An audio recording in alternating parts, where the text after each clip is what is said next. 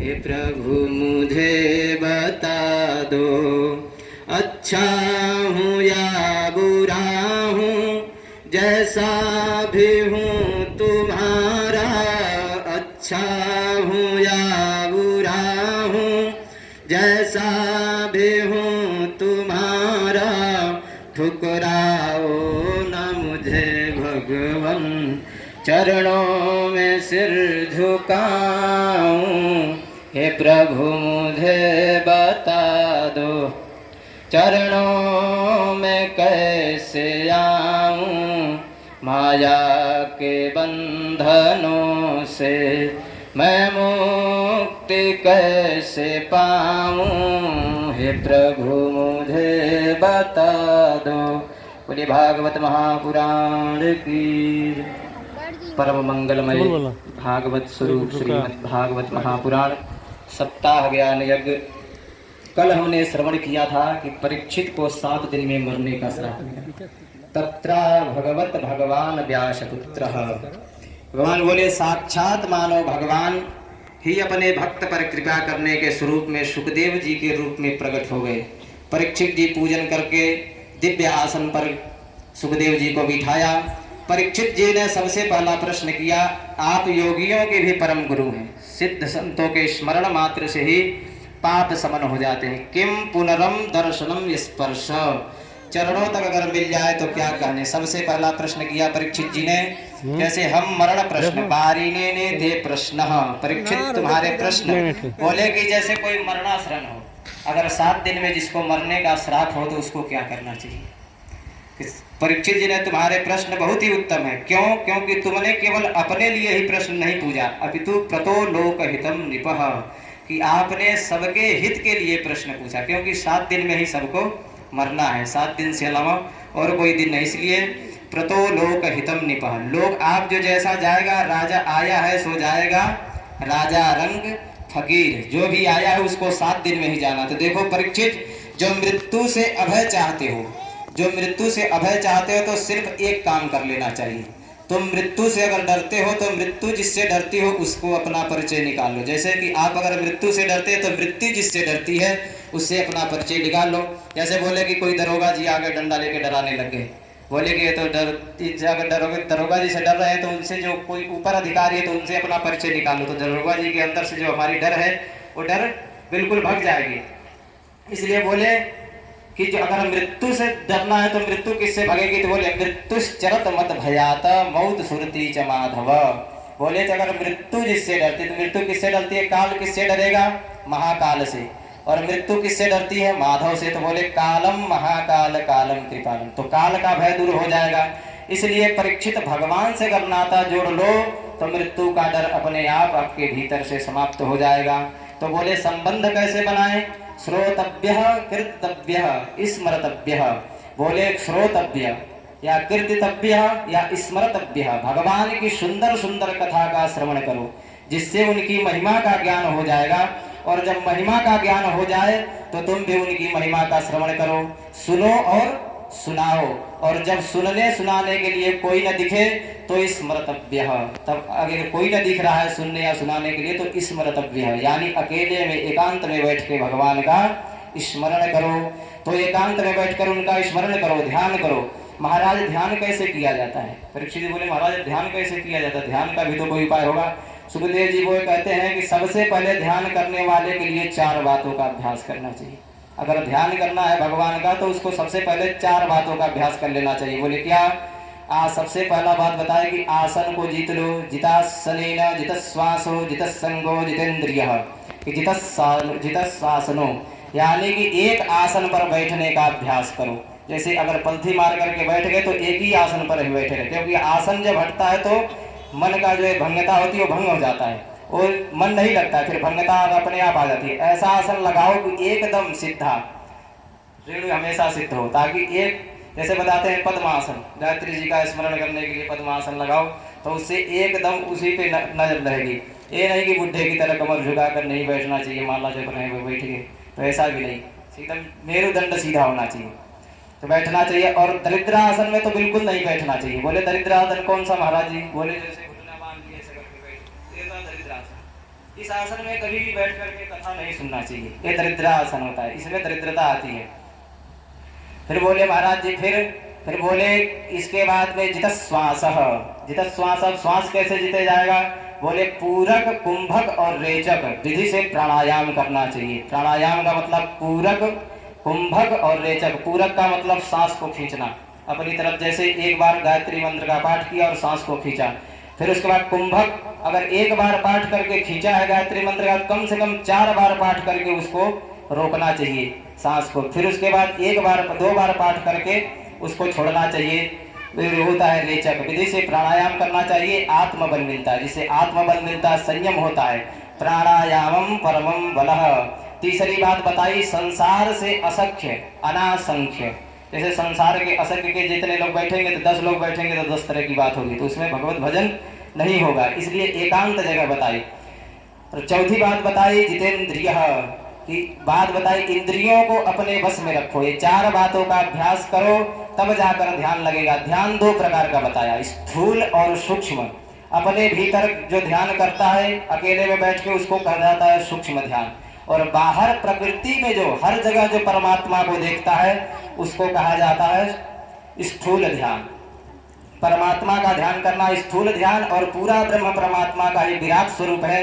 जितनी भी हरी भरी हरियाली दिख रही है भगवान की रोमावली है। जिसे हमारी शरीर को रोम होते हुए, ऐसे भगवान के शरीर में भी जितने बड़े बड़े पहाड़ हैं ये सब भगवान की हड्डियां हैं, ये जितनी नदियां हैं ये भगवान की नाड़ियां हैं। और इसी प्रकार सर्वस्व संसार भगवान विराट स्वरूप को देख करके भगवान का स्मरण करना चाहिए।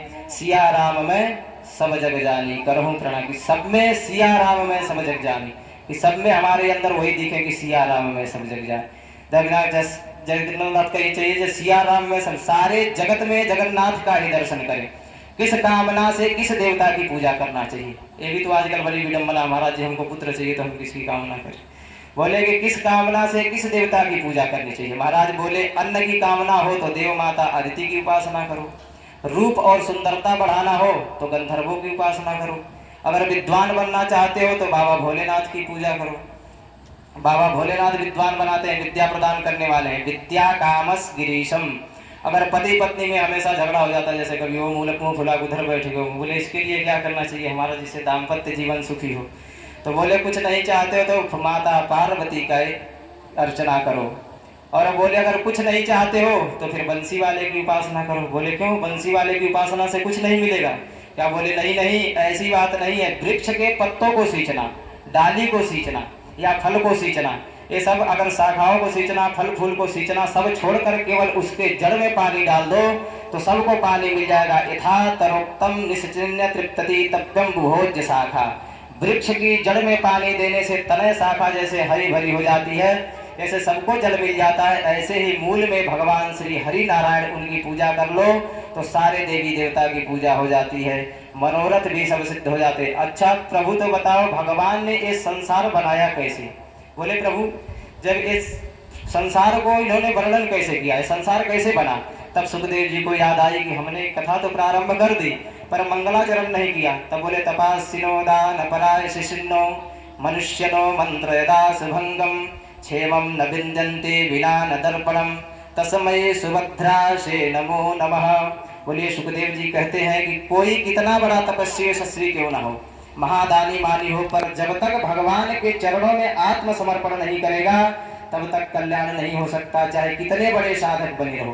क्षेमं न विंदन्ते विनाय दर्पणम। ऐसे प्रभु के चरणों में हम बारंबार प्रणाम करते हैं। सुभद्र सबसे, सुभद्र सबसे का मतलब होता है जिसका यश मंगलकारी हो, जिसका श्रवण करते ही श्रोता का मंगल कारण हो जाए। ऐसे भगवान को सुभद्र सबसे। मंगलम भगवान विष्णु, जैसे मंगल भगवान की मूर्ति है इसलिए उनका सब काम मंगल है। मंगल भवन या मंगलहारी द्रभुषु दशरथ द्रवि। भगवान का स्मरण करते सुखदेव जी कहते हैं परीक्षित जो प्रश्न आपने हमसे पूछा है, ये प्रश्न नारद जी ने एक बार अपने पिता ब्रह्मा जी से भी पूछा था।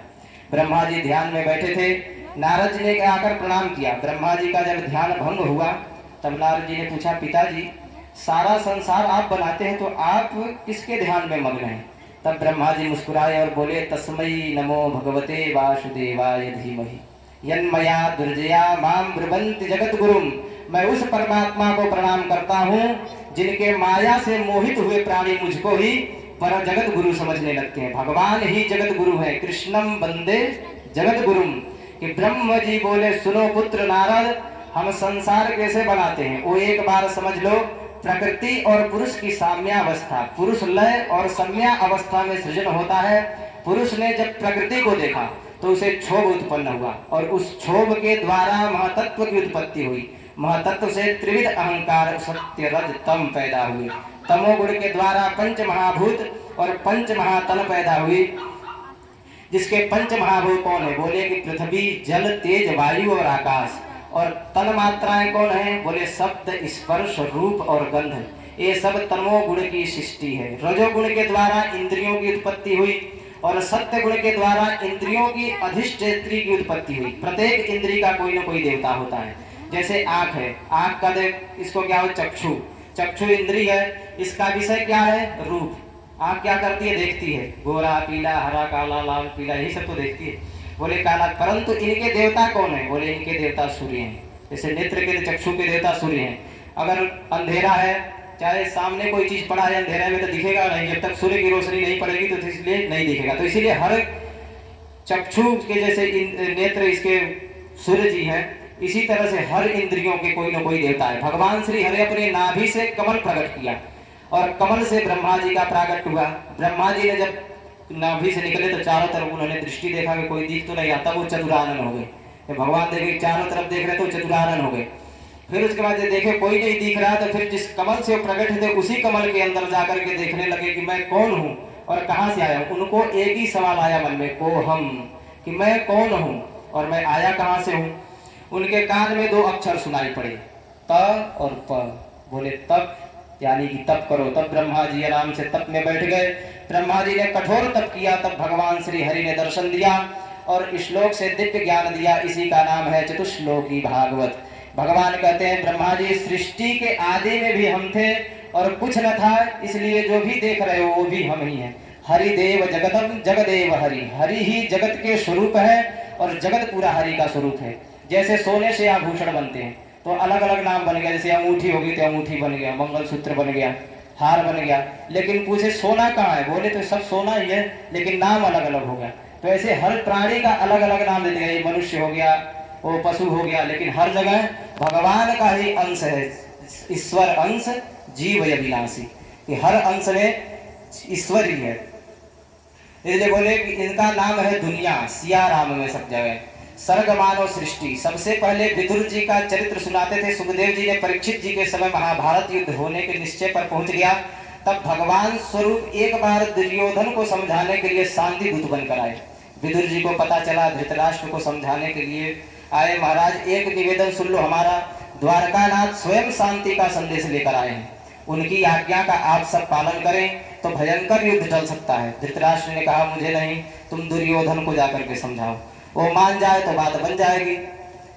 विदुर जी ने कहा देखो महाराज, आप राजा हैं, निर्णय आपको लेना है। तुम्हारा पुत्र दुर्योधन तुम्हारा कितना प्यारा क्यों न हो, पर मेरा निवेदन सुन ले महाराज। जैसे शरीर का प्रत्येक अंग हमें बड़ा प्यारा लगता है, उसी तरह से अगर अंग में कोई भी बीमारी हो जाए और अगर डॉक्टर बोल दे कि इसको काट दो तो बच जाओगे, नहीं तो ये पूरे शरीर में विस्मय हो जाएगा। तो चाहे कितना भी प्यारा अंग हो तो उसको काटना पड़ता है। तो इसीलिए बोले कि अगर आप अपने पूरे वंश की अगर भलाई चाहते हो तो दुर्योधन को घर से निकाल दो।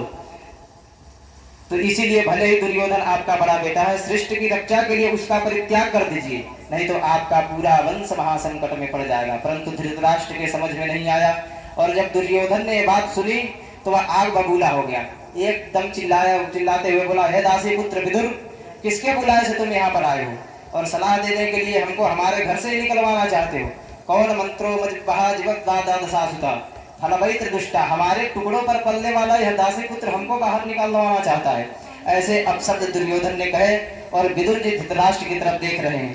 वो तो अंधे थे, लेकिन अंधे थे बहरे तो नहीं थे कि अगर आप पिता हैं, पिता के सामने अगर कोई महात्मा बैठे हैं और आपका बच्चा अगर उनसे कड़वा शब्द में बोलने लगे तो आप जरूर डांटेंगे उसको।